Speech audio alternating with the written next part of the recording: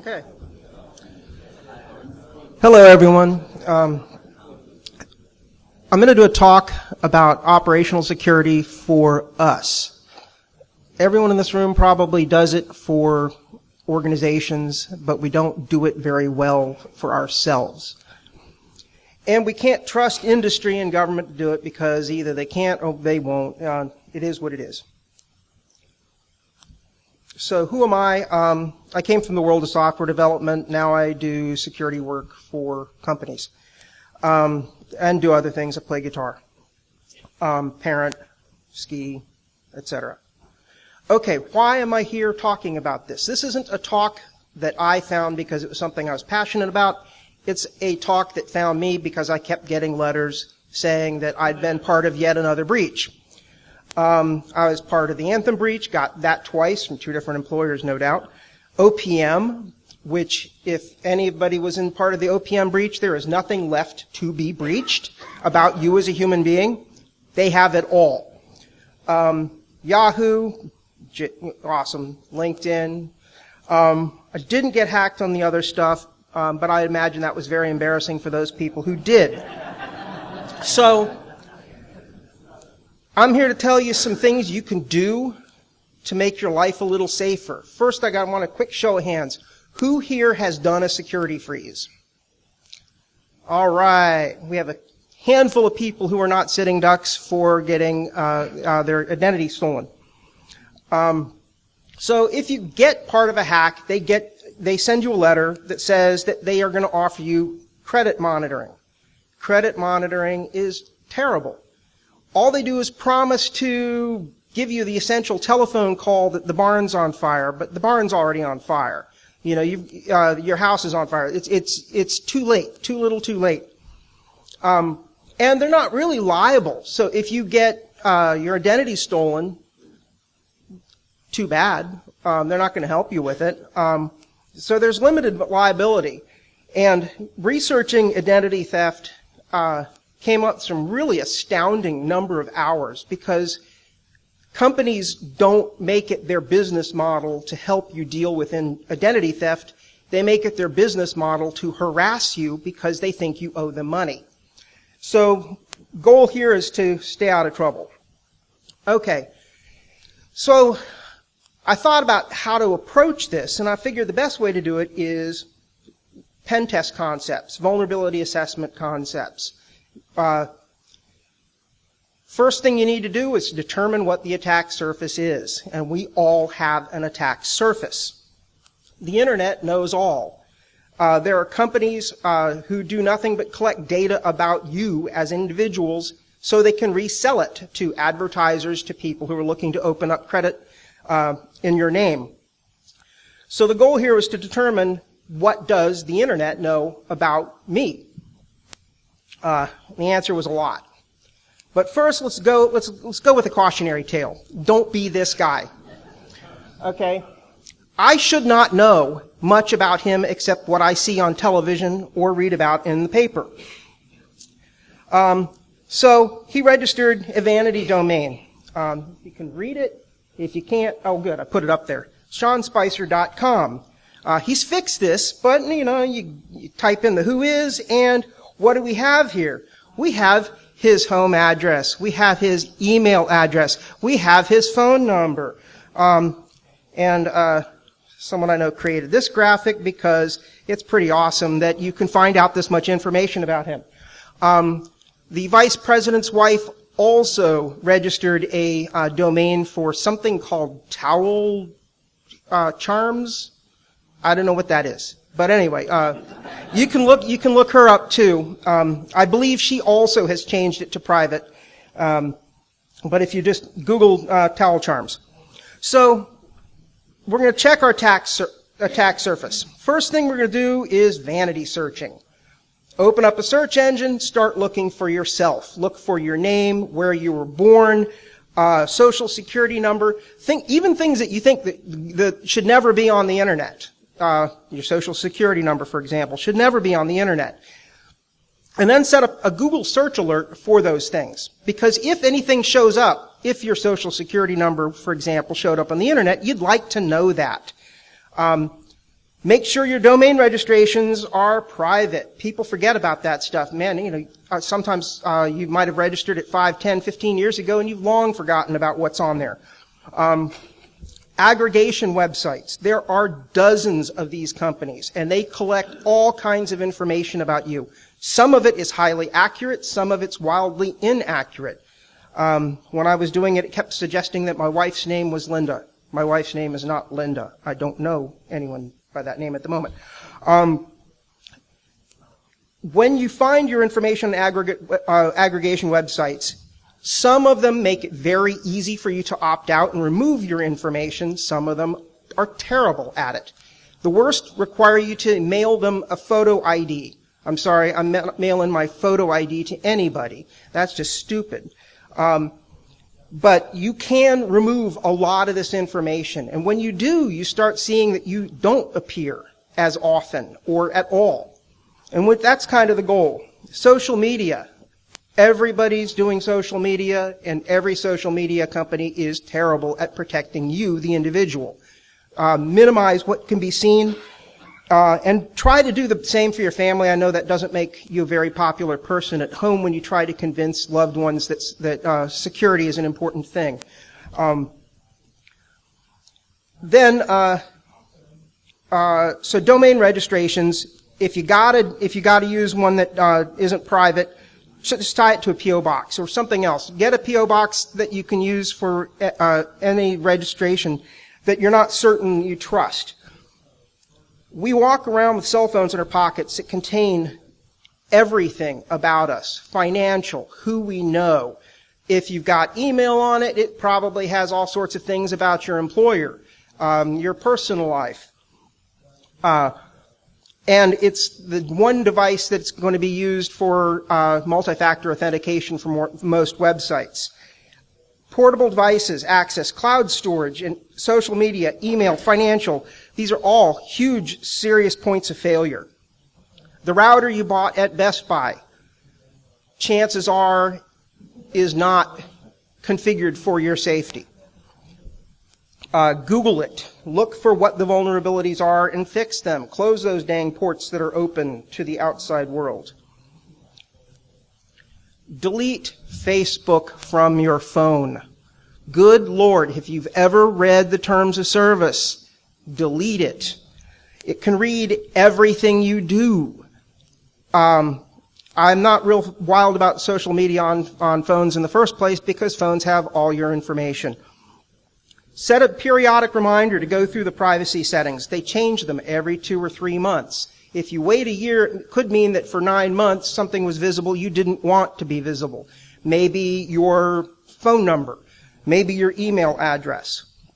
And then test often. When you're Googling yourself, also look at yourself, set the site to a particular thing. Like Google your name, site, LinkedIn.com. See what shows up. Make sure you're happy with what shows up. And remember, always, you are the product, not the customer. The next one might be pretty obvious, but really be careful when you log into things. And use a VPN if you don't trust a network. And be super careful about consuming everything from a single ecosystem. I know Apple and Google would very much like you to do that. The challenge with it is it becomes a single point of failure, where if your email address or account is compromised, they have access to virtually everything that's important to you. And if you want to look at some cautionary tales, just search for these 3 individuals who all had their lives pretty dang upended simply because somebody wanted their Twitter account.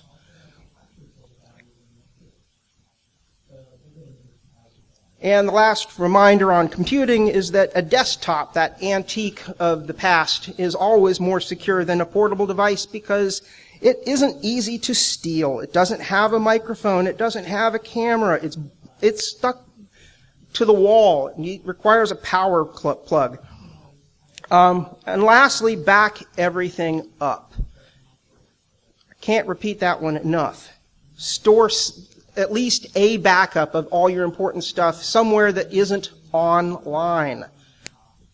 Don't trust cloud for everything. So, are we all feeling a little better? I'd like to give you all a few more things we can do. All right, implement a security freeze for all major credit bureaus. Credit is something that you only should be seeking a few minutes of the year. It shouldn't be something that is available 365 days, 24 hours a day to the entirety of planet Earth. If somebody does get your information and they open up an account in your name, you'll spend the next year or two trying to resolve that. Far better to simply put a freeze on your accounts. No one can open credit in your name. Not even you. You can open it when you need to. So I bought a car a year ago on the phone with my bank, told them it's going to get rejected, tell me which bureau it is, walk over to my computer, real quick, you go to the website, you put in a code, it comes back on, the car loan's approved, go back to the computer, log back in, turn it off. That's it.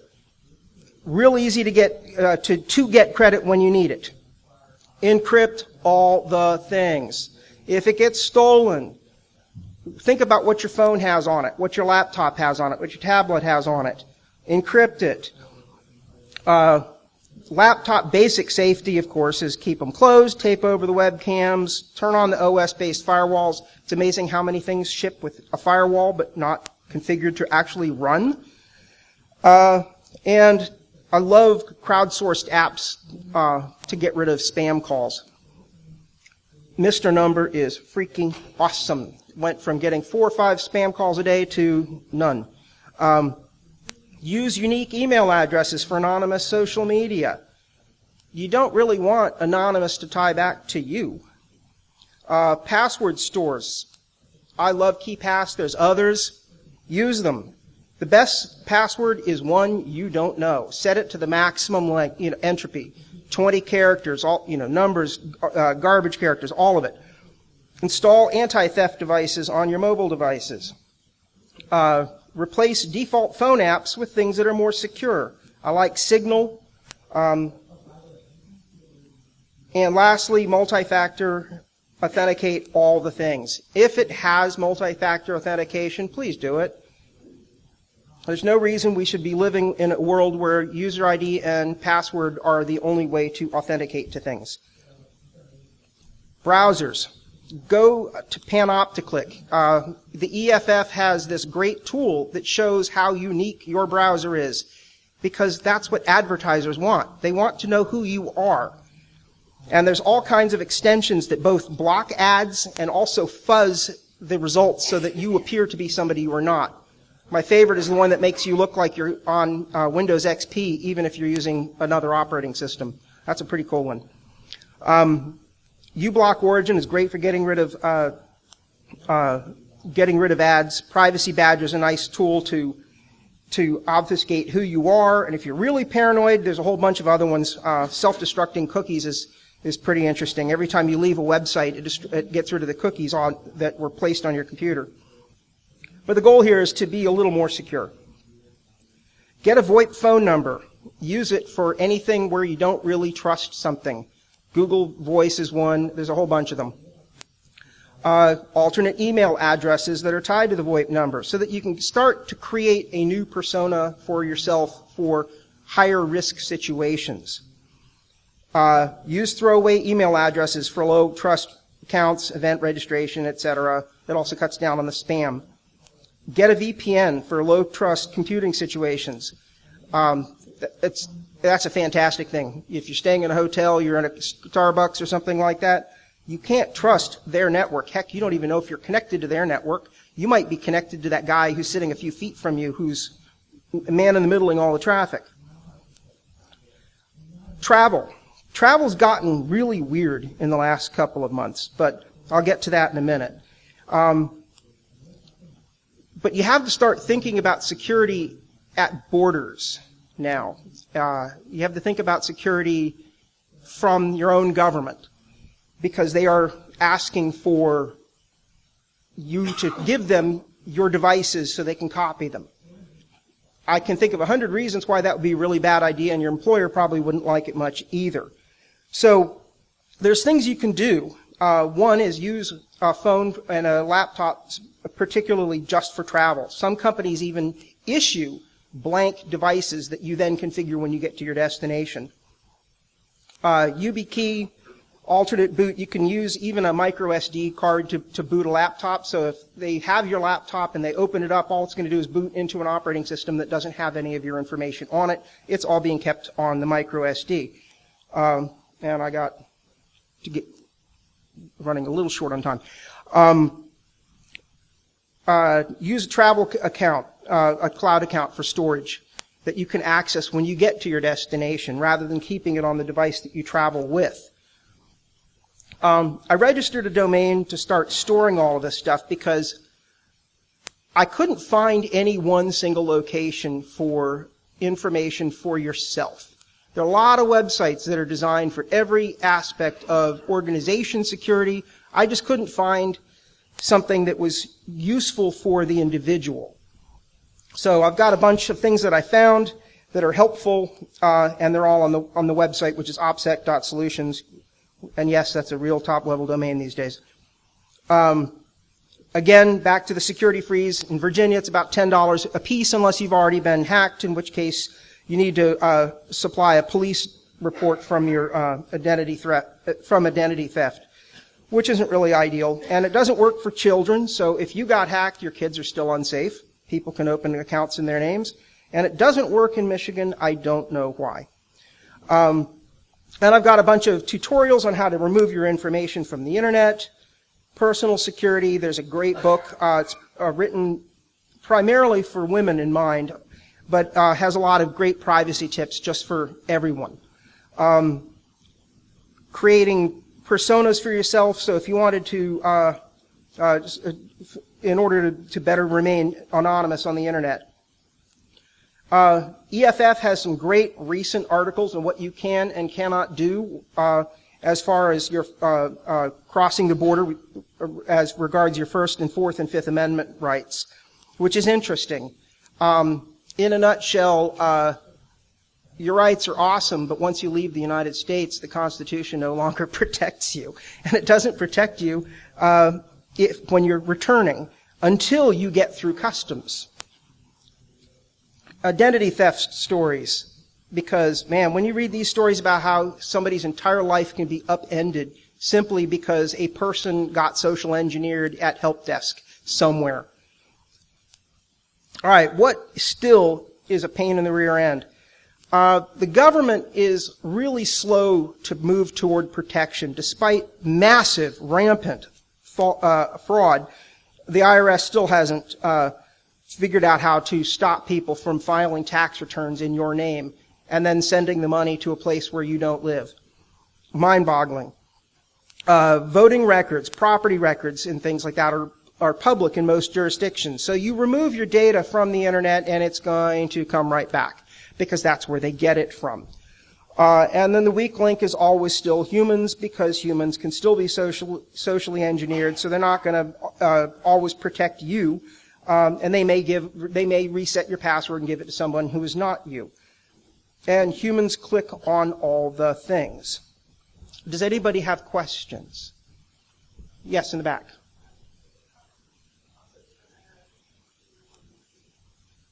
Is it just a DC specific thing?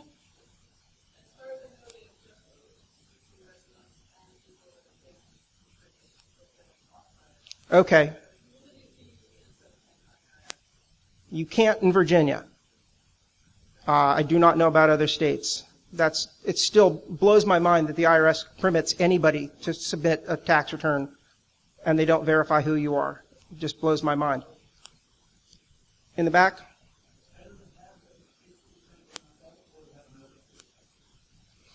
I'm not that paranoid.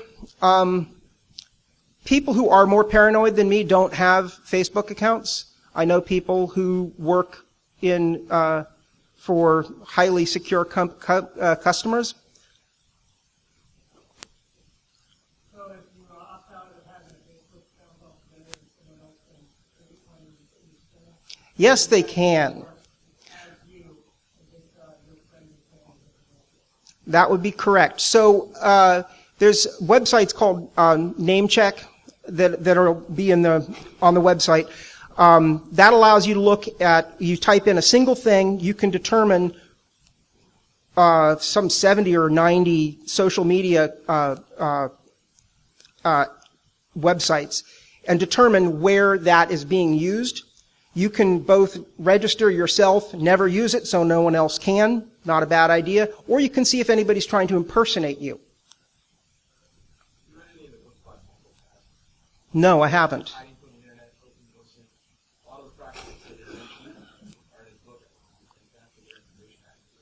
Awesome. How do you spell his last name? Bazzell. Awesome. Okay, I'll do that.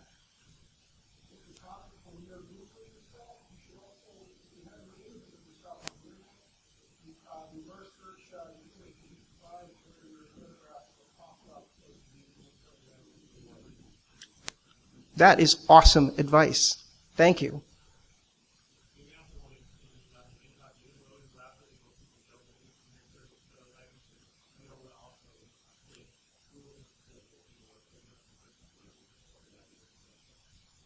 Excellent. I'll go reverse this. When you do look up a number, and then services will say you can get this kind of information for anywhere from $2 to $5. What is considered public information that you can't lock down? You say credit and stuff and social media. What can't you lock down? Public records that the government keeps, we'd have to convince Congress to do something about that. You can't lock that down. So if you own a house, you vote in many jurisdictions, those are public records.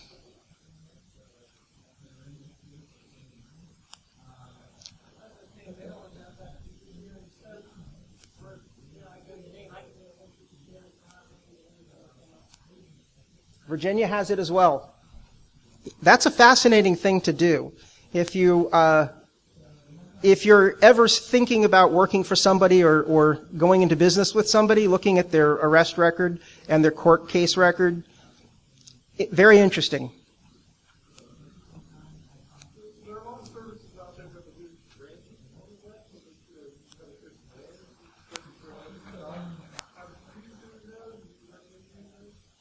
You mean like a reputation defending type thing? I have not. I have read both good and bad things, but that they are, in general, if they can lower the bad information further down in a search so that it doesn't show up on page 1. It might show up dozens of pages down. I haven't used it, thankfully. Anybody else?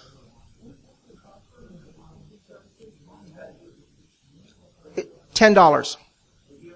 No, lifetime. That's it. And in some cases it's not. The big three are $10 each. But once you do it, nobody can open a trade line in your name.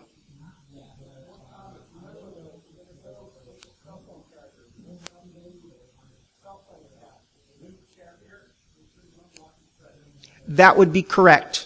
But your existing companies can access your credit.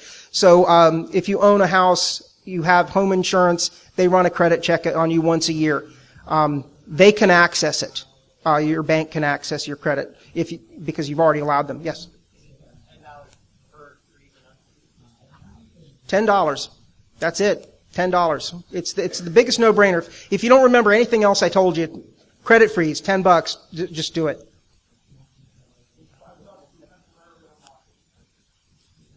I think it's free. The time I've done it. Okay. And again, how many times in your life do you ever apply for credit? It's not very often. Anyone else?